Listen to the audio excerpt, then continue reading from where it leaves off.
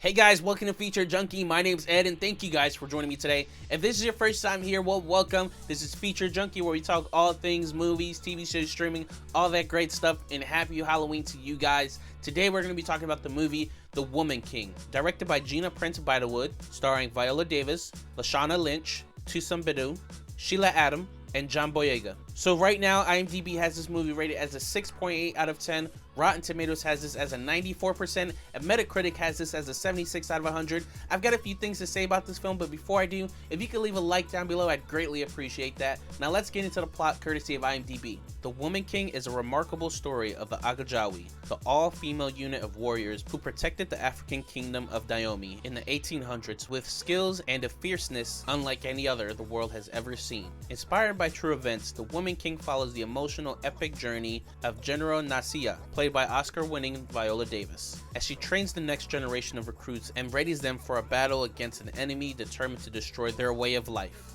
Some things are worth fighting for. So first thing I want to say about this film is, wow, what a beautiful movie. There's so much things I want to praise about this film, like the action, the drama, the high stakes situations with the adventures of the Agajawi, the cinematography, the score. There's like so much going on in this film. It's so jam-packed with amazing things to talk about. It's a story that feels familiar to like war movies and stuff like that. However, it just feels like a completely different new thing at the same time. My favorite part of the film has to be the chemistry that they have with one another. Like, yes, they're playing characters based on the Agajawi, however, their chemistry radiates even further off of the screen, where you just know that this group of women had a blast creating this film. And then you have Viola Davis, which she is such a true treasure, very stoic and strong in this film. You can definitely feel her presence when she walks in any scene. Like, she set the bar really high and expects everyone to elevate to that level, and I have a strong feeling that she was the exact same way while they were filming as well. And then you have Lashana and then Sheila, who did tremendous jobs in their supporting roles. You just feel their love and their loyalty to their group, and when it's time to fight, they're ruthless, they're fearless, and they're badass. That's really the perfect word to describe them, just badass. And there's so many other performances like Jimmy Odeguya and John Boyega that I just want to praise. But my favorite character out of everyone in this film, and even over Viola Davis, was Tusum Badu. For being such a young actor and delivering such a powerful performance like that, I was literally left speechless multiple times throughout the film.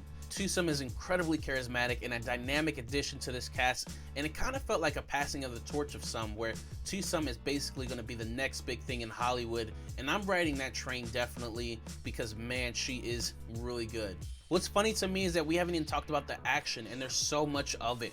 They had wonderful choreographed scenes that were just epic. Like, they just made sense.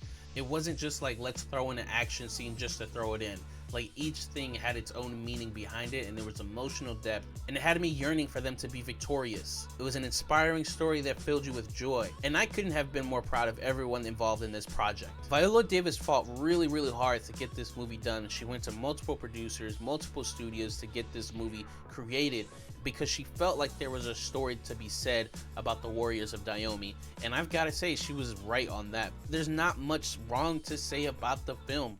Like, for me, this has to be in my top 5 movies of 2022 by far. And I know we have movies coming down the pipeline like Wakanda Forever and Avatar 2, but it's gonna be really hard to knock this movie off the list for me.